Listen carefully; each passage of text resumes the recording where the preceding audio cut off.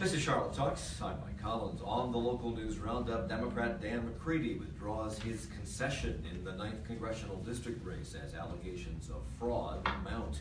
Mecklenburg County's new sheriff, Garry McFadden, wastes no time in fulfilling a campaign promise on his first day in office. Area suburbs are in talks with CMS to see if tensions can be diffused, and Honeywell International has decided to relocate its corporate headquarters here. They'll get incentives. We get some fairly high-paying jobs.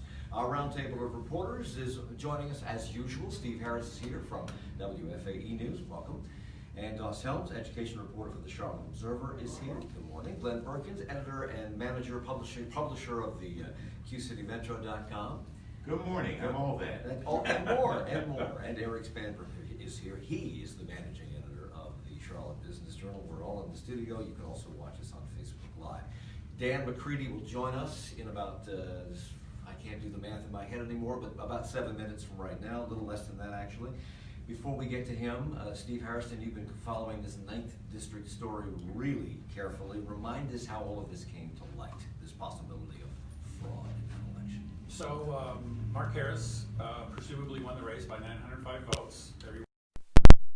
Getting ready to go to Washington last week, the State Board of Elections kind of dropped this bombshell, refused to certify the results because of these irregularities in Bladen and possibly Robeson County.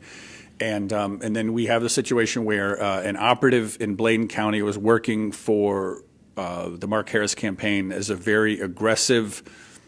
running a very aggressive absentee by mail ballot operation. And you know, people have told me, several media outlets, I think it's pretty widely accepted that his people were harvesting these absentee ballots, which is against the law. Harvesting means you help. Well, first of all, you help someone, encourage them to request a ballot. That's legal. Mm-hmm. The ballot comes to their house, then you go back to their house and you take it from them, which is against the law. And so the question is then, is that enough to call for a new election? Were ballots other ballots tampered with, thrown away, discarded? That's what we don't know. Okay. Yesterday I was reading also about problems perhaps in Robeson County. The Robeson County Board of Elections became alarmed, they said, at the volume of voter registration forms and absentee ballot requests coming in over the summer. They alerted the State Board of Elections to that, and that revolves around Democrats running an aggressive absentee by mail ballot effort. Did the board take any action on that prior to the election? Not that I know of. What happened in Robeson is interesting in that Robeson had of all the counties in the 9th District, the highest percent of unreturned absentee ballots. We're not quite sure why. Was this kind of an innocent situation where people got them and never filled them out, or did something else happen? So yesterday the bombshell was that Dan McCready took to Twitter and other media means to announce that he was, in light of all this, withdrawing his concession. Last week, we began to learn about shameful criminal activity bankrolled by my opponent to take away North Carolinians' very rights to vote. I didn't serve overseas in the Marine Corps just to come back home and watch politicians and career criminals attack our democracy. That's why today, I withdraw my concession to Mark Harris, who's remained completely silent. And I call on Mark Harris to tell us exactly what he knew and when he knew it. And since that time, which happened late yesterday afternoon, Dan McCready has been making the rounds of national television. He just got off CNN, and he joins us by phone right now. Dan McCready, welcome. When did you decide to withdraw your concession? What was the straw that broke the camel's back for you? Hey, Mike, how are you? Good. It's great to be on with you. You know, I was as shocked as anyone. Speaking of that, I was as shocked as anyone to see the State Board of Elections a week ago decide in a unprecedented 9-0 bipartisan decision to refuse to certify the results of this race.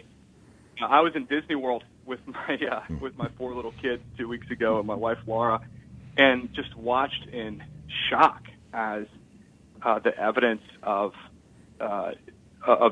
criminal activity and fraud and irregularities rolled out over the last week, not just on a day-by-day basis, on just literally an hour-by-hour basis. And, you know, I started my career overseas, Mike, in the Marine Corps. You know, I understand what it means to fight for this country. I understand what it means to be a democracy, and our most fundamental right It's our right to vote. And I just can't believe that right here in North Carolina, we have politicians who are bankrolling criminals. Well, North Carolinians' voices. stop right there, Dan. Do we know that he bankrolled criminals? Do we know that he knowingly bankrolled criminals? Well, the evidence does not look good for my opponent, Mark Harris, but there's only one person that can tell us what exactly he knew and when, and that's Mark Harris. And his silence is unacceptable. He needs to come clean, and he needs to tell the people in North Carolina who had their voices taken from them exactly what he knew and when. So I'm hearing you say that you believe that Mark Harris, when his organization, the people working in his campaign, hired the Red Dome group out of Cornelius, who then subcontracted out to McCready Dowless in Bladen County, that he knew what he was getting into. You believe that he knew what was going on. That's what you're saying. Well, look, Bladen County is a small place. These are small towns. People know who the shady characters are. Robert Pittenger, the incumbent congressman, is on the record saying he refused to hire McCready Dowless because of the illegal activity. Mark Harris hired the criminal, who, by the way, was under investigation at the time for absentee ballot fraud, to manage his absentee ballot program, seeing the results of the last two elections, seeing the overwhelming evidence of fraud in the data, hired him, and then Mark Harris liked his services so much that he recommended the criminal McCready Dowless to other politicians. So, I can't get in Mark Harris's head, but I think it's absolutely essential that he end the silence and stop hiding behind a lawyer and tell all of us what he knew. So, Dan, this is Eric Spanberg. I'm curious, obviously, you want the end result of this to be you going to Washington to be in Congress, but how do you think this should be resolved? How should an election be reconfigured? What is the fairest way to resolve this? Should there be a primary again in the Republican side of things? Should Robert Pittenger have a chance at this again? Well, this really is not about me. This is not even about Mark Harris. I mean, this is about people who had their voices silenced. And your right to vote is your voice. It is our most sacred right here in America. And so this is about people. This is not about whether someone votes for a Republican or votes for a Democrat. It's not about whether it's a Republican or Democrat in office. This is a lot bigger than any one election. But what's the fairest way to resolve that? What's the fairest way for everyone's voice to be heard? Well, the State Board of Elections needs to do exactly what they're doing and conduct a full and a thorough investigation. And if that investigation shows that this election was tainted, then there absolutely should be a new election. Well, let me ask you this, because you have a lot at stake in this. If they don't decide on a new election, but they do see that there's been voter fraud committed, and the margin narrows to several hundred, like 300, 200 votes, are you going to call for a new election yourself? And if there is a new election, whether you call for it or they call for it, are you prepared to run again? The only thing I'm focused on now, Mike, is fighting for these people who had their voices taken. I think, and I'm someone who follows the laws and follows the process, and I think we have exactly the right process happening right now, where the State Board of Elections is conducting an investigation. And I just want to point out that it took a lot of courage for the Republicans on that board to join the Democrats and the Independent and call in a bipartisan 9-0 decision not to certify the results. Not only is apparently this is the greatest election fraud that any of us have seen in recent memory, but it really the Republicans on that board should really be commended for the courage that they had to do something bipartisan and stand up for people's rights. I trust the process. We know we have to let you go, but I think Steve Harrison has do you have a question? Yeah, sure. Dan, this is Steve Harrison with WFAE. A question I had is about Robeson County. Had the highest rate of unreturned ballots. Most of them were from Democrats. Have your people kind of talked to people on the ground? Like, what happened there? Did people just simply not turn them in, or did someone take them for them? We're trying to piece together the puzzle just like everyone else, and we've tried to do anything we can to cooperate with the authorities and the party and help get to the bottom of this. But it does appear that a lot of people had their voices silenced, not just in Bladen County, but in Robeson County, too.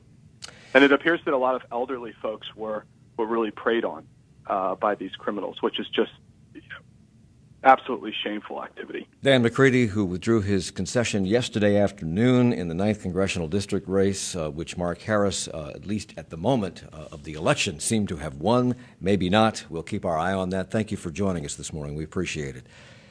Great to be on with you. Very good. We made a request of the Harris campaign to have Mark Harris with us this morning as well. We have not heard back. The News Roundup continues on Charlotte Talks on WFAE. The State Elections Board has issued subpoenas, we are told, to the Harris campaign and to the Red Dome Group, which is that company out of Cornelius. They were paid more than $400,000 by the Harris campaign, and they employed McCready Dallas to be an independent contractor. He seems to be the focus of all the investigation down in Bladen County. What did the Harris campaign pay the Red Dome Group to do? Steve? I think to win the day on absentee mail votes and probably other get-out-the-vote efforts. But And nothing wrong with that. you can get 100% of your votes through the mail in the state, and there's nothing wrong with that. You just simply cannot coerce, intimidate, and you cannot harvest those ballots. Now, McCready Dallas is the fellow down in Bladen County that they subcontracted this out to. He was a convicted felon. He was convicted of felony fraud in 1992. Doesn't speak well to his character, but does that disqualify him for working in any capacity in an election? I would say probably they're on both political parties. They're characters with, they're people working with similar backgrounds, at different levels. And so, no, I don't think that's a disqualification. And he is the soil conservation officer or director or whatever the title is in that part of the state, right? Correct. We know what the what the law does not allow. What can a campaign legally do to rally absentee voters? So I think you can go to their house and say, Glenn, do you want to vote by mail? And then I can be a witness as you fill out your request. I can go back to your house and say, hey, did you get your ballot? Did you get your ballot? At some point, you can complain that I'm intimidating you, but it's kind of just like a regular get-out-the-vote effort for early voting. When volunteers come and knock on doors repeatedly to try and get people to polls, you can kind of do that with mail voting. And I was listening to your conversation this morning with Lisa on Morning Edition, and you spoke with Dallas Woodhouse, who is the executive director of the state Republican Party, and he made he drew a line between illegal activity and fraudulent activity. What was that about? So I think that's interesting because he has kind of shifted his position a little bit. Immediately after the election, it was, there's not enough votes to matter, let's move on. But he's saying now that harvesting ballots is illegal, and those people should be prosecuted. But he's saying that's not necessarily fraudulent. He says, I need to see ballot tampering, ballots thrown away before he feels like you can call a new election. That's just his position, but I'm not sure how much of a difference there is. Well, he too has been all over national television in the last 24 hours, and he expressed his shock at this. But they've known, Democrats and Republicans have known that this has been going on down there for several years. When we come back, we'll talk about why nothing has been done. It's Charlotte Talks on WFAE.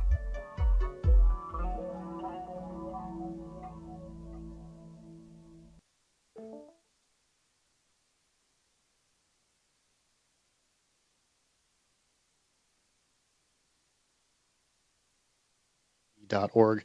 We're waiting for updates for those folks that just called in a few moments ago. As best that we can tell, we're $1,316 away from meeting our goal of raising $19,000 for the morning. Can you call in and give us a portion of that right now? Maybe do $10 or $20 per month at 704-549-9000 or contributing at WFAE.org. If you have yet to give, Thank you for that call. If you have yet to give this membership campaign, now is the time for you to step up and do that. As We are trying to come to the near the end of this campaign. We're in the last few days. It's vitally, hopefully, it's vitally important that we hear from you to make it the last few days. If we don't hear from you, we may have to extend it 704-549-9000 or WFAE.org. A gift in any amount. We're not asking you to break the bank. We are asking you just to take a look at your budget and figure out a price that works for you, perhaps on a monthly basis. If you can afford to do $5 a month, just $5 a month, we will gladly take that money and turn it into great conversations on Charlotte Talks in the future. And you will be the recipients of that every time you turn on the radio. These important conversations like what you are hearing right now on the weekly news roundup, are made possible through our fundraising campaigns. The majority of our support comes to us from our listeners. It's Charlotte Talks on listener-funded 90.7 WFAE and 90.3 WFHE. I'm Mike Collins. It's the local news roundup, and that is why Steve Harrison from WFAE News is here, along with Ann Doss-Helms from the Charlotte Observer, Glenn Berkins from QCityMetro.com, and Eric Spanberg, managing editor of the Charlotte Business Journal, who will be hosting this program on Monday, in fact. So this situation down in Bladen County with I guess it's the harvesting of ballots and absentee ballots shenanigans has been going on for several years, and it has impacted, evidently, both Democrats and Republicans, and they knew about it.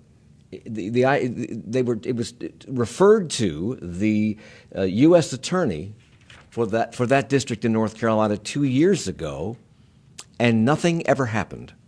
Why? This is a federal crime. Right, and I think that's kind of a big mystery today as to on all sides why now we've kind of risen this fever pitch in terms of what's been happening. 2 years ago, the allegations were about a Democratic-leaning group in Bladen County that was kind of helping people write in a certain name for water and soil commissioner. The state did they did do an investigation, but when you kind of read through the transcript, it did not have the same kind of intensity. But the water and soil commissioner is McCready Dowless. That's right. Is he a Democrat or a Republican? You know, I'm not sure of his registration, but he was running. I know he used to vote in Democratic primaries. Yeah. It was just fascinating. McCready made the complaint 2 years ago, and that the Democrats were running this operation. So it's kind of a takes one to know one situation. And then Pat McCrory's campaign kind of piggybacked on McCready Dallas's complaint because he was in such a close race for governor. And there just was not a particular interest in and Pat McCrory has alluded to the fact that perhaps if they had done something about this, he would have beaten Roy Cooper in the last election. Could that be true? I mean, was it that tight? There weren't enough votes in Bladen County to make a difference in the McCrory Cooper race. What McCrory wanted was kind of to use Bladen as an entry point for a broader statewide fraud investigation. Just on the broader question, I think that something that we're all aware of as journalists is that it is harder to prove something has happened than to hear rumors about it. So I think it's legitimate that there is some investigative time between, everybody knows something's going on in Bladen County and, either we can go to press or we can bring criminal charges. What's the evidence? Right. The question is, has this been a reasonable amount of time? Going to that point, Steve, you were there earlier this week. Did you talk with anyone who said he or she had been interviewed by the FBI? No.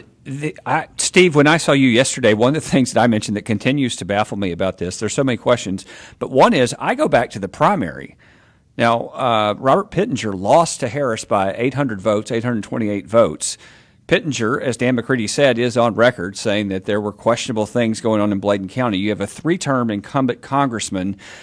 I would just assume with staff and the way things work in politics, they would have dug into this. I don't understand why they haven't gone after this. Well, but if you're the Republican Party and you're looking at maybe admitting that something's stinky about the guy who just won your primary and having that become the narrative versus please be quiet and and there's some it's all sort of subtle, but there seems to be never say, some talk about that's how that sort of I played don't, out. and I don't know that you can draw a direct line to this, but MSNBC is reporting that Mark Harris's 28-year-old son John works in the U.S. District Attorney's office as an assistant U.S. attorney, according to, and that's they say that is according to the North Carolina State Bar.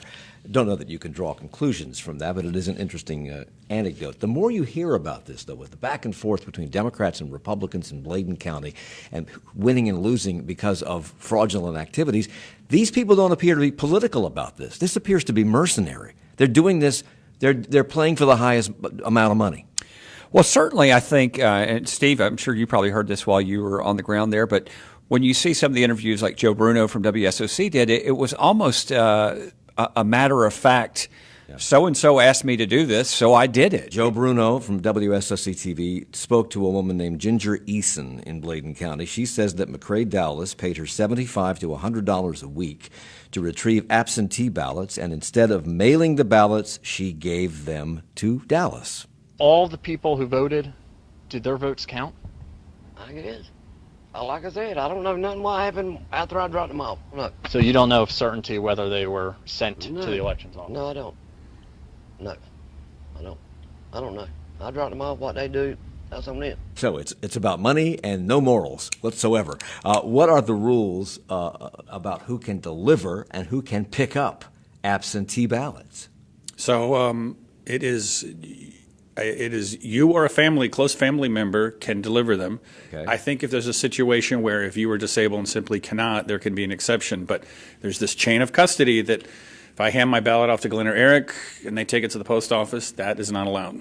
Although it is allowed in some places. I think you can do that in California. Now, you spoke, Steve, with several other Bladen County residents. Beverly Tyler told you volunteers from the Harris campaign signed up residents to vote by mail and then came back later to pick up their ballots.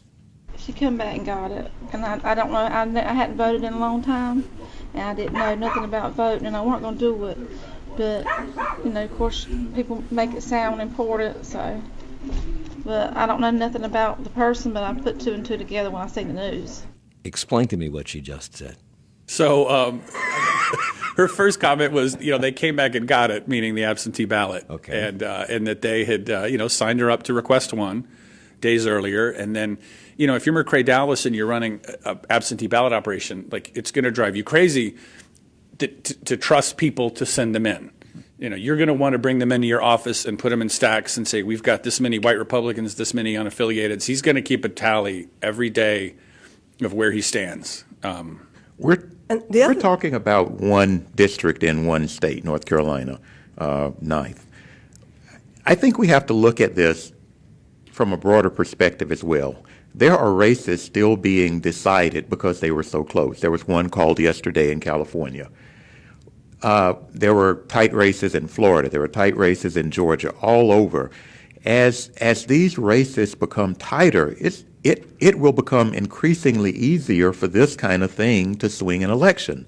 We all like to believe that our system works, but there is the potential for fraud to really change outcomes in some of these tight races. I'm sorry, go ahead. Oh, I was just going to say real quickly, again, we've had all this debate, and this week there was a vote in North Carolina on voter ID policy. We've gone around and around about voter ID when the evidence, the preponderance of evidence has always pointed toward weakness and vulnerability in absentee voting. Because the voter ID will not do anything to solve what we're talking about here today. And in fact, there has been absolutely no evidence of people coming to the polls to vote when they shouldn't be voting, or voting as somebody else. But that's where all the political effort and debate has gone. Do you think that's deliberate? Because they know this kind Absolutely of it's deliberate.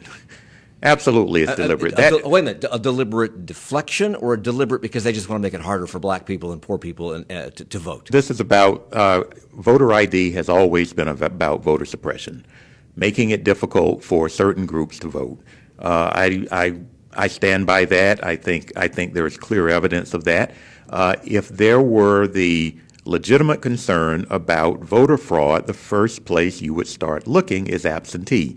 You would not start with voter ID. There is scant evidence that people are showing up voting in someone else's name. And the other thing we've been hearing about this is people who are saying that they were told incorrectly that you've been removed from registration and now you have to re-register.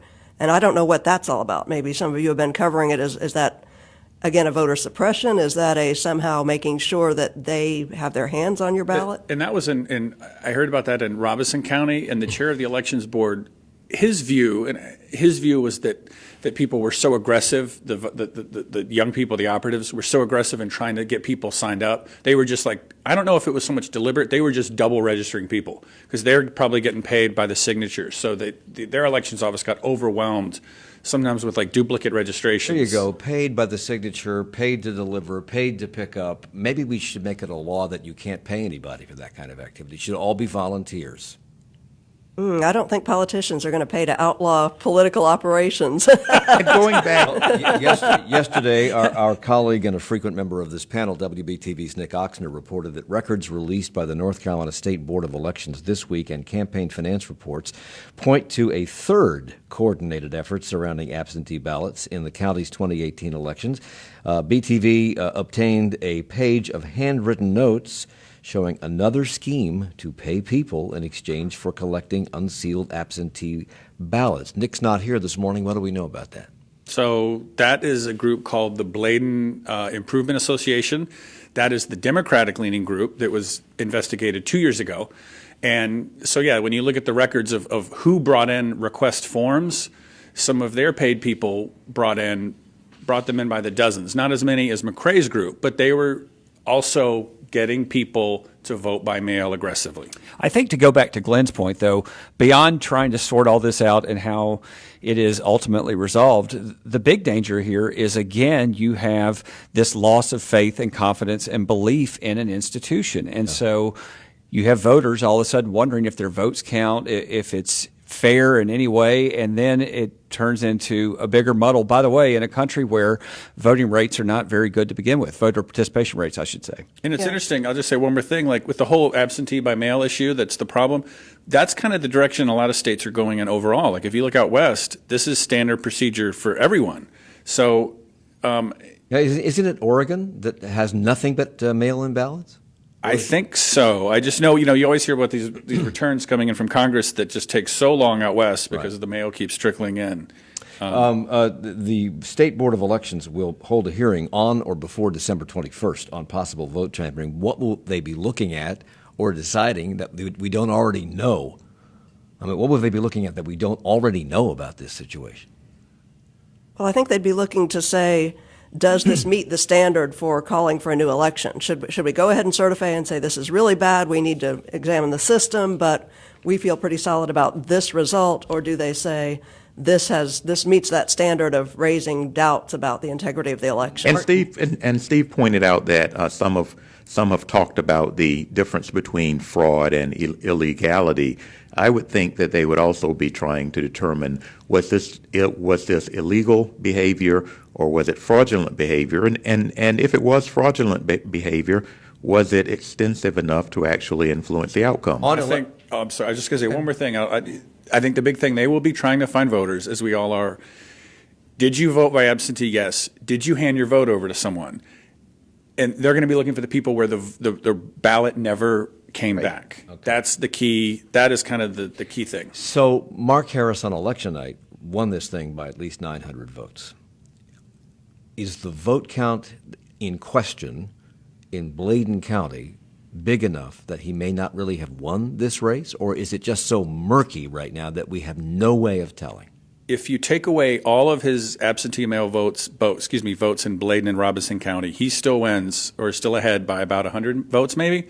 The question will be, what about these potential votes maybe that were intercepted and never made it? So Mark Harris has said absolutely nothing about this. The Mark Harris campaign, to the best of my knowledge, has said absolutely nothing about this. We tried to get him on this morning.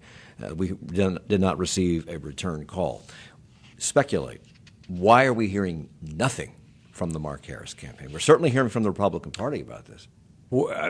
Pure speculation would be that whatever you say is probably not going to do you a lot of good at this point.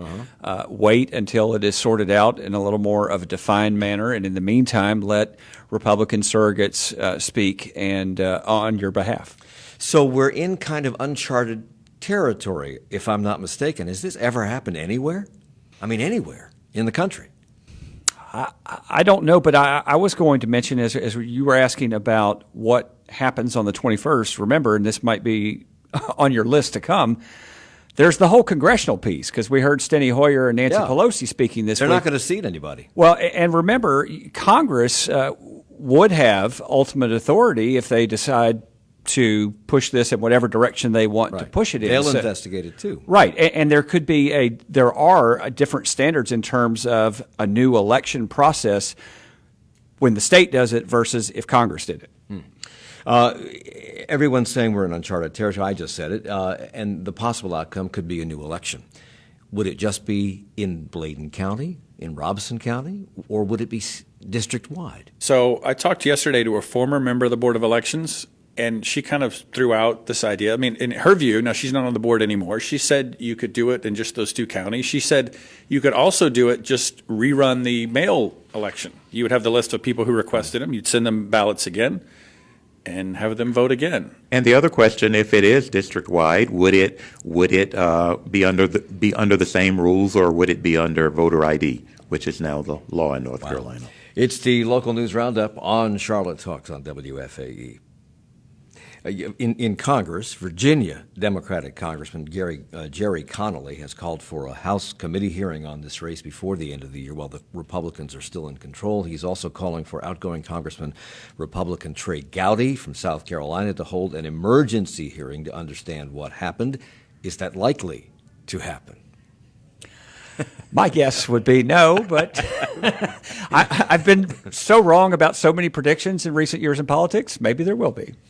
Wow. So you report, Steve, that the epicenter of this is in Bladen County, specifically the small town of Bladensboro, population 1,700. And you say it is arguably, quote, the most civic engaged places in North Carolina, judging by how many people voted by absentee ballots. Your tongue firmly implanted in your cheek there. Clearly, something is fishy here. Why has this area been susceptible to this kind of activity over and over McCready and over? Dallas lives in Bladenboro or just outside of it. So that's where he is. That's closest to home. That's where his people are who get absentee ballots. So Bladen County's the main part of it, and then even the main part of it is in this little town at the edge of the county. Wow. So time is of the essence here because the Congress is seated on January 3rd. Right. Which is less than a month away. Steny Hoyer, as you pointed out, from Maryland, has and Nancy Pelosi, the presumptive Speaker of the House when the Democrats take over, say they will not seat Mark Harris until this is resolved.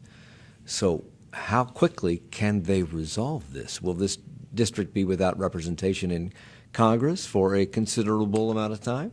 Well, that's one thing that I'm really curious about in terms of if it's going through a state process with a state elections board and you have that fighting, you could obviously have all kinds of legal maneuvering.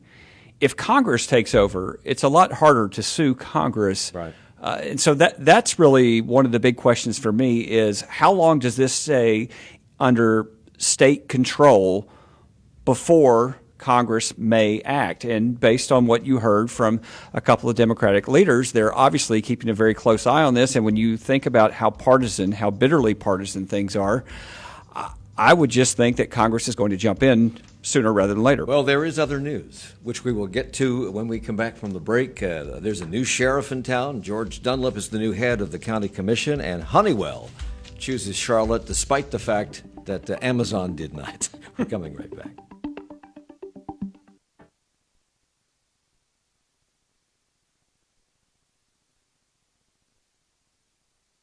9000 or WFAE.org with your phone call. Still waiting to update the board here. Still raising $588 here in the next 20 minutes.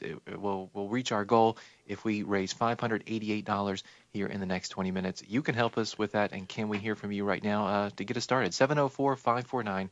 $9,000. Today's Charlotte Talks Weekly News Roundup, a very important conversation, certainly as we talk about what's going on down in the 9th Congressional District and the controversy there around the vote that occurred last month. Hoping to continue to bring you high-quality, insightful conversations like this in the future. Our ability to do so, though, relies upon the success of these fundraising campaigns. $588 away from raising $19,000 for the morning. Can you be a part of this with your call and your contribution now at 704-549-9000 or at WFAE.org? I want to thank Gene also, who made a contribution here just a few moments ago. Going back into the program here in less than 20 seconds. The phone lines will still be open, though, as the conversation is going on. So you're still welcome to call and talk to one of our operators at 704-549-9000, or you can go online and make your contribution there as the conversation continues. WFAE.org, thanks for your support. Can we hear from you right now? Thanks. It's the local news roundup on 90.7 WFAE and 90.3 WFHE in Charlotte Talks. I'm Mike Collins. Glenn Berkins is here from Q City Metro. Eric Spanberg from the Charlotte Business Journal and Doss Helms from the Charlotte Observer, and Steve Harrison from WFAE News. Garry McFadden, former CMPD detective, was sworn in as the new Mecklenburg County Sheriff this week. He wasted no time on that first day in office in following through with a campaign promise. He put ICE on ice. He ended the county's voluntary 287G agreement. That decision takes effect immediately. Remind folks what that 287G agreement does. Well, in essence, it allowed immigration authorities, federal immigration authorities, to go into the prisons and detain inmates beyond the time they might normally be detained for purposes of starting a deportation hearing. And the previous sheriff, Mr. Carmichael, would allow his deputies to ask, are you here legally? And Correct. if the answer is no, they would turn your name over to immigration, ICE, whatever that acronym is. Exactly. And where you and I might be able to bail out for a minor offense or whatever, right. If you were there and you were here illegally, then ICE would demand that they detain you. 287G is controversial for a number of reasons. So is ending it. And in doing so, McFadden, a former CMPD officer, asked for people's help. We have to show Charlotte that this is the step in the right direction, and I need everybody's help to show Charlotte and the nation that we are doing the right thing. He campaigned on ending this because he said 287G makes the community less safe. How so? What was his reason? Well, he says that the lack of trust prevents immigrant populations from working with police and sheriffs to report crimes. They are leery of dealing with law enforcement because they're worried about possible deportation. And of course, ICE has responded by saying, if you won't work with us, we will just have a bigger presence here on our own. ICE Field Office Director Sean Gallagher released a statement saying that it's an open invitation to aliens who commit criminal offenses, that Mecklenburg County is a safe haven. So they're creating this, this fear that they're going to be here re-victimizing people, and said residents should expect a more visible ICE presence in Charlotte, as ICE will now have no choice but to conduct more at-large arrests in local neighborhoods and at work sites. So Garry McFadden is in that job now because voters chose him over the incumbent Erwin Carmichael, who was very much in favor of 287G and said that it made the community safer. Was that the key issue? Is that why Garry McFadden won, his opposition to 287G? I think that was one of the reasons he won. I also think he won because of some recent deaths in the county jail. I think a lot of voters, especially in the African American community, were not pleased with communication, the way communication with family members and inmates had been limited, so I think there were a number of reasons. But there was an event last night where Sheriff McFadden said he had received threats since ending this program. And read about the statement from ICE. That was a big concern as well. This was a largely immigrant crowd, and they were very concerned that now that this program is ended, it might provoke ICE to step up its tactics. And evidently they might do just that. A new county commission comprised of all Democrats was sworn in this week, and they voted in a new chairman, one whose selection broke with tradition. For the first time, they chose a district member, not an at-large member, George Dunlap from District 3. What is the significance of this? Well, this is a pretty big breaking of precedent because obviously the at-large commissioners run countywide. You have much smaller voting populations in those districts. George Dunlap got about 43,000 votes. By comparison, Pat Cotham, who was the top vote getter, got 242,000 votes. And the top vote getter traditionally has been the person named to be the commission chairman. And they've broken with that tradition in the past, too, particularly with regard to Pat Cotham. Yes. Is there a lot of friction on this board? I think let's go with yes. Let's go with yes. Certainly, they've only been together a few days, so we can't. George Dunlap's been on the board. Yeah, Pat right. Cotham's been on the commission. Right. So, and there's been plenty of friction on recent boards, and you're right. That tradition has been broken several times. It goes back to Jennifer Roberts. She was the top vote getter in 2010, and you'll remember she was ousted midway through her tenure in a deal cut that put Harold Cogdell in as the chair. So this has kind of become a little bit of a fever with the county commission. It's going to be interesting. George Dunlap said to me and others that, look, we all have one vote, so we all have the same power and influence, and he promised to be out and about in the county and not just stick to his district. So that's kind of his pitch. Well, there was some criticism about his potential leadership abilities. Why? Well, there's been tension on the board, and the Observer editorial went back to. I'm pointing to Steve. He's at WFAE. Sorry, the Observer editorial this week went back to his 10-day suspension for hitting a female officer, as an example. Colette Forrest, who was the head of the Black Political Caucus, told me this week that she felt he was often disrespectful to her and other females. So it is interesting, given that this is an election viewed by many as one driven by women in terms of who was elected. Right. And you have three freshman women who are on the county commission. One of whom, Elaine Powell, was chosen to be vice chair. How unusual is that for a brand new person on the board to be the vice chair? Yeah, all of this is unusual. This is a little bit of not unprecedented, but George Dunlap's piece is. But this is a different looking county commission, and it all starts with the fact that you have 9 Democrats and no Republicans. That's the first time since, I think, 1964. So we have a lot of things at play here. And to some extent, this is drama that just plays out among those 9 people. But then the reason it would spill over to voters and citizens is if these tensions then spill into, are you going to vote for? George Dunlap supports this. I don't like the way he got to be chairman. Maybe I'm going to try to steer this in a different direction. Absolutely. Just after this program left the air last Friday, Honeywell International announced their relocation of their corporate headquarters from New Jersey to Charlotte, bringing more than 750 jobs here that pay around $85,000 a year, maybe more in some cases, maybe less. But they got incentives from the various governments to make this move, and City Councilman Tariq Bakari was on this program this week, and he said he believed that the agreement indicates that we are getting more than we are giving. He called it a good deal that he'd take any day of the week, but he also said he would hold Honeywell's feet to the fire to make sure they deliver what they promised. Otherwise, he'd yank back the incentives. So what are the particulars of this deal?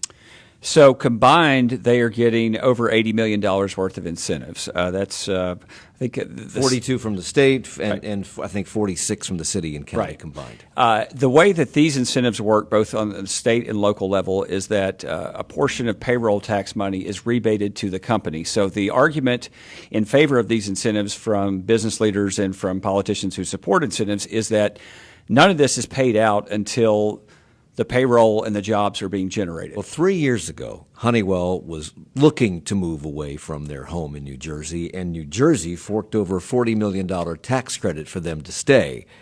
Was that $40 million tax credit for just 3 years? It was only 3 years ago, or are they reneging on that deal up there? Well, I don't know the New Jersey law, but I can tell you a lot of states have clawback provisions. That's what happened in the case of Chiquita. They received incentives when they came to North Carolina, and then they left early, and they had to pay back the state of North Carolina some of the money that they had been given to come here. So incentives remained very controversial, and it is interesting. I think everyone around this table has been to these announcements, and invariably the governor, the mayor, whoever it is says, it's a great deal for us. We don't like incentives, but we have to do it because everybody else does it. And that's kind of the spiel you hear again and again and again. I was going to say, I think one thing that's interesting is, the city council had that election last year. They brought in all the new candidates, kind of these, like all the millennials, this new guard, promising a lot of change. And in terms of incentives, there has been no daylight between them and the old group. It is yes, yes, yes, yes on all of them. I just think that's kind of a... The other thing I want to mention real quickly is it is notable that the county is kicking in, they described it as more than $28 million. Usually the city is more aggressive with incentives than county government. I don't have an explanation for that yet, but it is noteworthy. Okay. The House Committee, the North Carolina House Committee, studying school safety and issued their report this week, and they embarked on this because of Parkland, Florida, the shooting there. What did they conclude? What's in the report? Well, they came out with a list of final recommendations that they will send to the House. Those include statewide mental health screening to identify students who might be in danger of harming themselves or others. It requires first aid training for all students, including how to stop bleeding in a trauma situation, which there have been some furrowed brows about the idea of teaching, elementary school kids how to staunch bleeding. There's a requirement for civic responsibility education that includes respect for personnel and responsibility for school safety. What there is not, as many people have noted, is anything about restricting access to guns. Wow. What are we to take from this? Well, what the House members who are involved in this are saying is this is the first bite at the apple. We took some things that we could deal with. This doesn't mean we can't come back to other gun safety issues. In fact, one of the recommendations is to continue and or expand this to include the Senate and to keep looking at school safety. Meanwhile, the Municipal Education Advisory Committee, MEAC. MEAC. Or MEAC. Yeah, and you should hear Clayton Wilcox pronounce it. It's like hacking up a hairball. MEAC. We have our new acronym. I don't think he likes that new acronym. I'm not sure he likes the group. He held it, so they held their first meeting this week. Why were they formed? Remind us about that. Well, this is the latest development in basically years of tension between the suburbs and CMS, in which many of the suburban elected officials say, our problems are extreme, the school board is overlooking them, they're all about Charlotte. So they all sat down at the same table and they all looked at a bunch of data that was related to the tax base and growth projections. They're going to look at school crowding. But this is a way to be more open and transparent so that the ring cities, the Matthews and the Mid-Hills and the Huntersville won't start their own charters or maybe think twice before they do. Is that essentially? That is. And three of those cities, Huntersville, Matthews, and Mint Hill, have also created their own educational task forces, which are independently looking at their options. But I think what CMS hopes is that they'll all look at this and say, wow, we can work together with CMS. We really support our countywide public school system. We see our needs in the context of everybody else's needs. So you know the players, at least some of them, and you know the tensions that have been rising over the years. Can this group diffuse those tensions, lessen the impression among towns that they need to take steps toward starting their own charter schools, or are these meetings likely to act as a way of greasing the wheels toward an exit? I don't know that they would grease the wheels. I also don't know that it can completely obliterate all these tensions. I mean, there's always, charter schools are a fact of life. The municipal charter schools are a unique twist that has people concerned in a lot of ways, but there's still going to be charter schools opening in the suburbs, in Charlotte. There are still, but these are different charter schools because these would be run by the municipalities.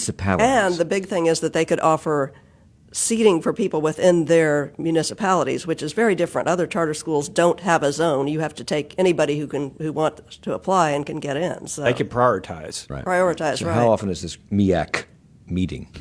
They are required to meet at least once a quarter, but their next meeting will be in January, and it will be in Cornelius, which I think is an important thing that they're saying they're going to get out, because if you just say come into uptown Charlotte, that sends that message again that we're not serious about you. It's the local news roundup on Charlotte Talks on WFAE. Silent Sam's statue on the campus at UNC Chapel Hill fell a couple of months ago. It's been in storage awaiting its fate. This week, university leaders made a suggestion about that fate.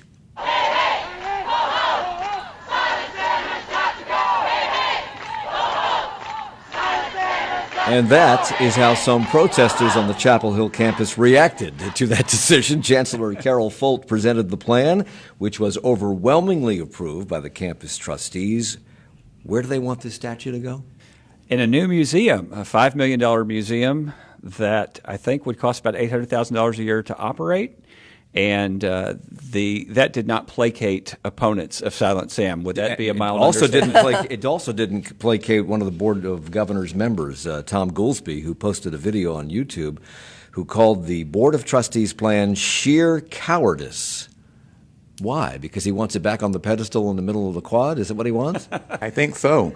I actually think they were trying to do the right thing. We often hear that. We often hear critics say that these statues belong in museums, or they shouldn't be displayed on the public square. I think they were probably trying to address that, but in doing so, building this $5 million facility or whatever, it almost made it sound that they were building a monument to it, and that's certainly how some people saw it. Well, and the obvious solution would be to put it in a truck and send it to the North Carolina Museum of History, to the Levine Museum of the New South.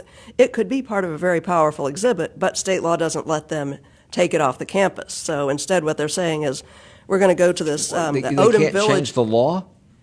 They can't. Legislators can. And there's no appetite for that, given what's going on? Doesn't seem to be. Certainly no one has stood up and said, I would like to change this. I mean, would you put yourself in the middle? This is the classic Right. definition of a no-win situation. They've been just bombarded. The News and Observer got 2,000 pages of emails with people, everybody offering emphatic solutions that are completely at odds with the others. Okay, well, we'll keep our eye on that. Julius Peppers, the Carolina Panthers defensive end, has been named as the team's nominee for the 2018 Walter Payton Man of the Year Award. We'll keep our eye on that going forward. We'll keep our eye on the game this weekend, or maybe not, given their record. And we're going to be taking this program, the Local News Roundup, on the road next Friday. You're invited to join us for the live show at 7th Street Public Market in Uptown from 9 to 10. We're not going any longer than that, just the normal time. More details at WFAE.org/Charlotte Talks, and we hope to see you there. Steve Harrison, Ann Doss Helms, Glenn Berkins, Eric Spanberg, thank you all for the hour.